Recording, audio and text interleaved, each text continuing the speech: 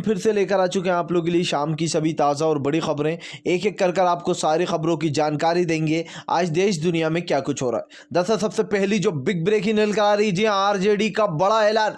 कहा बम फटाके ना फोड़े जाएं जीत की खुशी में। जी हाँ, एक तरफ बीजेपी के दफ्तर में सन्नाटा छाया हुआ है एनडीए और बीजेपी में, वहीं दूसरी तरफ आप लोग बता दें उत्साह का माहौल आरजेडी के ऑफिस में। इसके बारे में आपको विस्तार से बताएंगे। वहीं पर दूसरी बिग ब्रेकिंग हम आपको बताएंगे, दंगाई पत्रकार सबसे बड़े दलाल अर्णव गोस्वामी पर एक और एफआईआर दर्ज। जी हां, इसके बारे में भी आपको विस्तार से बताएंगे। वहीं पर अगली बिग ब्रेकिंग हम आपको बताएंगे, डोनाल्ड ट्रंप को एक और बड़ा झटका। जी हां, दरअसल तीसरी पत्नी भी अब दे सकती है डोनाल्ड ट्रंप को तलाक, यानी कि डबल झटका लगता हुआ नजर आ रहा है यहां पर डोनाल्ड ट्रंप को।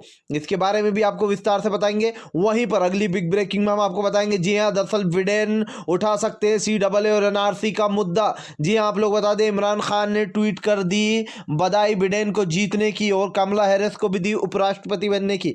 इसके बारे में भी आपको विस्तार से बताएंगे।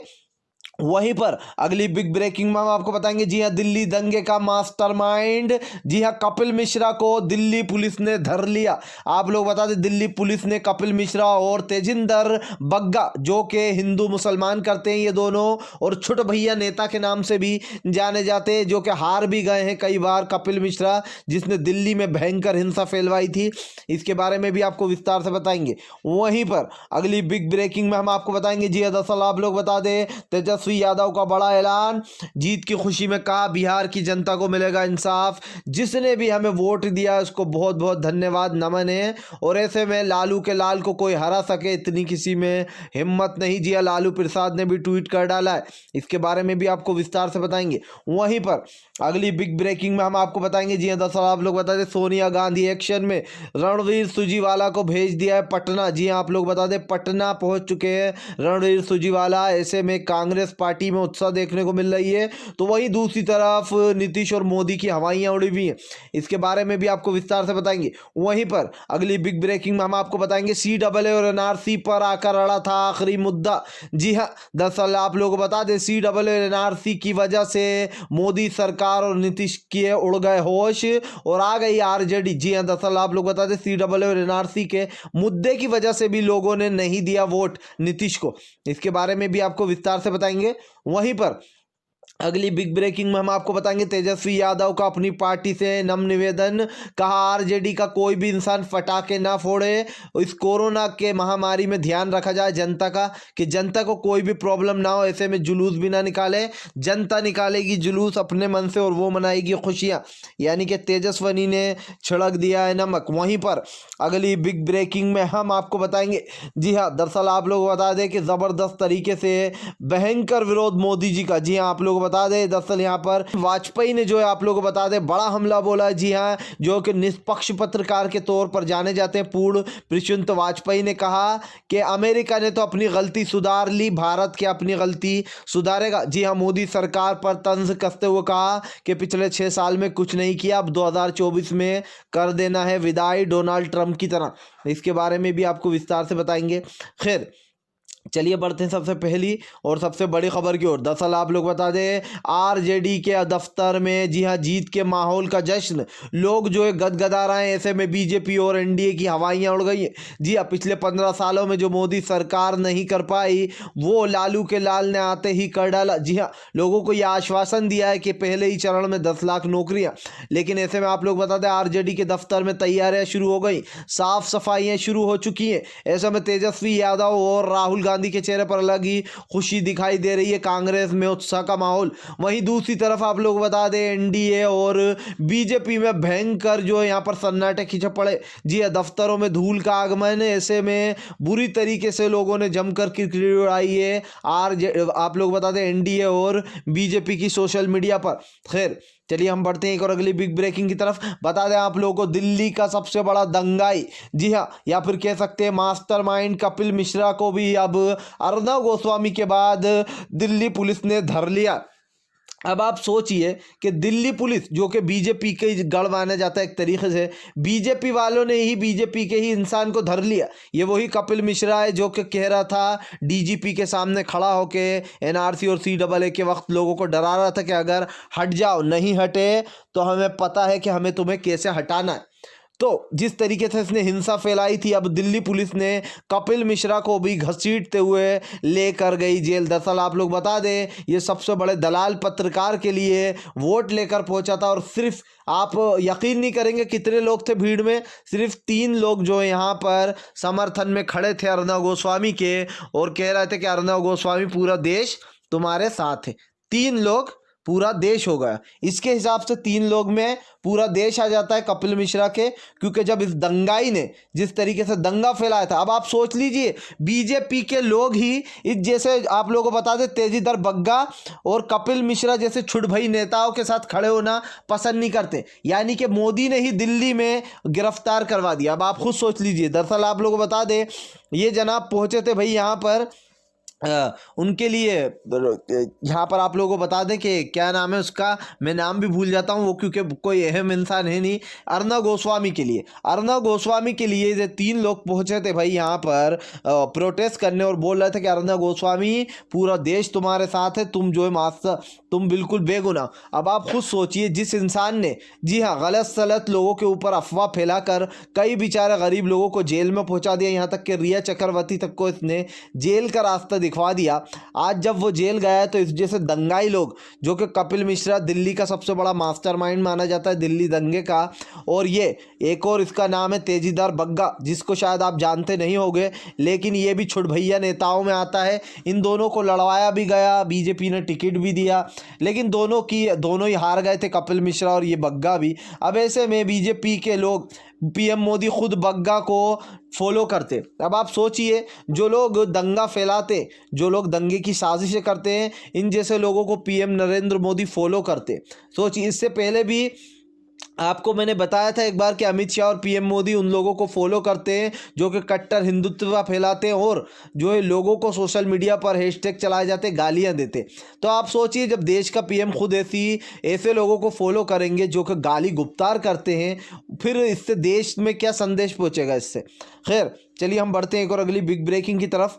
बता दें आप लोगों को अगली जो बड़ी खबर निकल कर आ रही है, डोनाल्ड ट्रंप को एक और झटका। जी अब करारी हार के बाद पत्नी भी दे सकती है उनको तलाक। दरअसल आप लोग बता दें कि डोनाल्ड ट्रंप की तीसरी पत्नी भी अब उनको दे सकती हैं तलाक।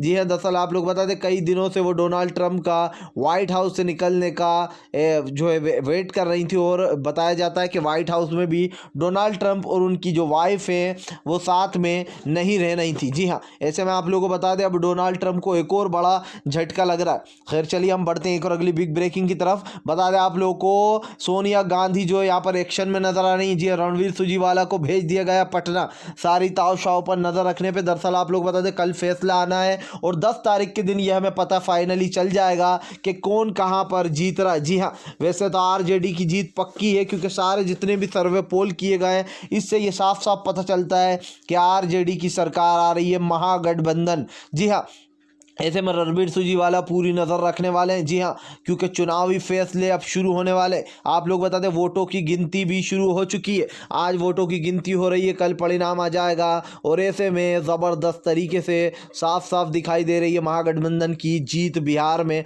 तो वही दूसरी तरफ आप लोगों को बता दें सभी जगह माहौल में जो है आरजेडी के जो लोग हैं वो काफ़ी उत्साह मना रहे हैं। अब फाइनली 10 तारीख को पता चल जाएगा कि कौन जो यहाँ पर बिहार में किसकी सरकार आने वाली है। हालांकि ये सिर्फ एक फॉर्मेलिटी है, सबको पता है कि महागठबंधन आने वाली है। खैर चलिए हम बढ़ते हैं एक और अगली बिग ब्रेकिंग की तरफ। बता दें आप लोगों को अगली जो बड़ी खबर निकल कर आ रही है, कमलनाथ का बड़ा हमला। जी हाँ, दरअसल आप लोगों को बता दें जिस तरीके से यहाँ पर सर्वे पोल के दौरान बताया जा रहा है कि कांग्रेस नहीं बल्कि बीजेपी एमपी में आ रही है। इसको लेकर कांग्रेस ने बड़ा हमला बोला, कहा जानबूझकर कुछ गोदी मीडिया और जो दलाल पत्रकार हैं वो झूठ फैला रहे हैं, जबकि सच्चाई ये है कि 20 से भी ज़्यादा सीटें हमारी कांग्रेस जीत रही है। जी हाँ, देश की जनता, प्रदेश की आप लोग बता दें एमपी की जनता, उन्होंने कहा कि कि वो गद्दारी कमलनाथ ने कहा नहीं भूलिए जिस तरीके से 22 बागी विधायकों को अपने साथ लेकर चले गए थे। जी हाँ, आप लोगों को बता दें। और इसके साथ साथ बड़ा हमला बोला कमलनाथ ने, कहा कि जनता भूलेगी नहीं वो सब।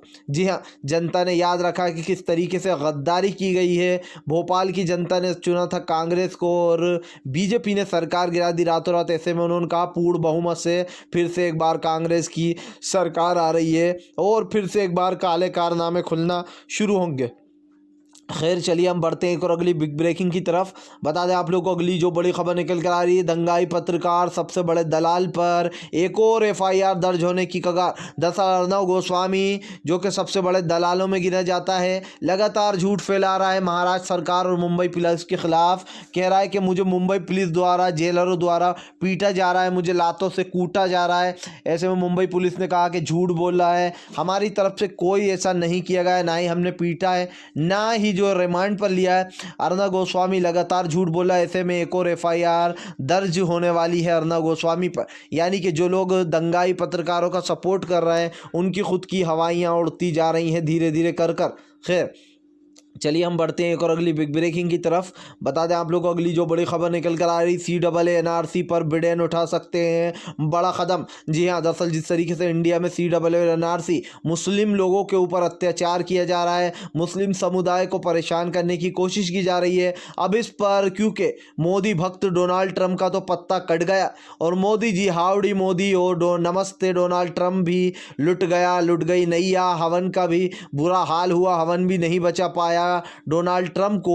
ऐसे में अब आप लोगों को बता दें भक्तों को बड़ा झटका लगने वाला है क्योंकि CAA NRC पर विडेन उठा सकते हैं बड़ा सा कदम। और इसी के साथ साथ अनुच्छेद 370 जो कि जम्मू एंड कश्मीर में हटाया गया था, इसको लेकर भी अब बिडेन उठाएंगे बड़ा कदम। दरअसल इमरान खान ने ट्वीट करते हुए बिडेन को बधाई दी, कहा है हम और आप मिलकर उम्मीद करते हैं कि एक नया कल लिखेंगे पाकिस्तान में भी। तो ऐसे में कुछ ट्वीट करा इमरान खान ने, जिसको लेकर लोगों ने आज ये लगा लिया है कि भाई जिस तरीके से कमला हैरिस है वो भी CAA NRC के खिलाफ ज़रूर कुछ ना कुछ जो है अब कदम उठाएंगी और उठाना भी चाहिए, क्योंकि जिस तरीके से ये काला कानून देश में लाया गया है बिल्कुल भी ठीक नहीं है। खैर चलिए हम बढ़ते हैं एक और अगली बिग ब्रेकिंग की तरफ। आप लोगों को अगली जो बड़ी खबर निकल कर आ रही, राहुल गांधी का मोदी सरकार पर तंज। कहा पिछले 15 सालों में बिहार की जनता के लिए अगर कुछ भी करा होता नीतीश और मोदी जी ने तो आज जनता इस तरीके से जो यहाँ पर धुतकारती नहीं।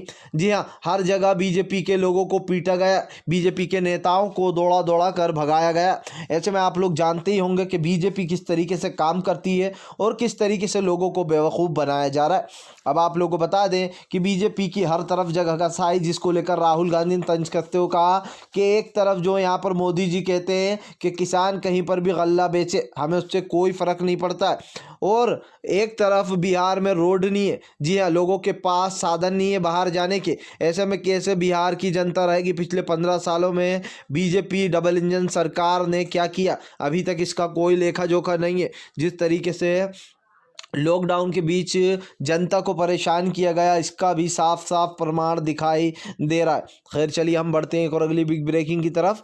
बता दें आप लोगों को अगली जो बड़ी खबर निकल कर आ रही है, जी हाँ, आप लोगों को बता दें वरिष्ठ पत्रकार पूर्ण प्रशांत वाजपेयी ने बड़ा हमला बोला है मोदी सरकार पर। जी हाँ, पूर्ण प्रशांत वाजपेयी ने कहा कि अमेरिका ने तो अपनी गलती सुधार ली डोनाल्ड ट्रंप को हटाकर, क्या हमारे देश की जनता भी ये गलती सुधारेगी? जी हाँ, दरअसल आप लोग बता दें कि पूर्ण प्रशांत वाजपेयी जो कि एक वरिष्ठ पत्रकार और एक काफ़ी जो यहाँ पर पत्रकारिता में इस पक्ष माने जाते हैं, निष्पक्ष, उन्होंने बड़ा हमला बोलते हुए कहा कि हमारे इंडिया की जनता भी क्या ये गलती सुधारेगी? तो इसका जवाब तो यही हो सकता है कि 2024 में ये गलती इंडिया की जनता को सुधार लेना चाहिए, क्योंकि 2024 आखिरी होगा। अगर इसके बाद आपने 2024 में ये काम नहीं किया तो आप सोच लीजिए कि देश अभी किस कगार पर है और इसके बाद कहाँ चला जाएगा। हालांकि ये बात बिल्कुल निष्पक्ष और निश्चित है कि 2024 में मोदी सरकार का अंत होना तय लिखा है। जी हाँ, 2024 में नया पीएम आने वाला है और ऐसे में लोगों ने अभी से ही ये मन बना लिया कि मोदी सरकार को उखाड़ कर फेंक देना है। खैर अगर आप भी शांतिपूर्ण ढंग से पीएम की इन सभी गलत नीतियों का दिल से विरोध करते हो तो इस वीडियो को दिल से लाइक करके हमारे चैनल को सब्सक्राइब करके अपना समर्थन ज़रूर दर्ज कराएं। क्योंकि हम एक ऐसे निष्पक्ष पत्रकार हैं जो कि आप तक सिर्फ सच और सच पहुंचाने की कोशिश करते हैं। तो हम मिलेंगे आपसे नेक्स्ट वीडियो में, तब तक के लिए वंदे मातरम। जय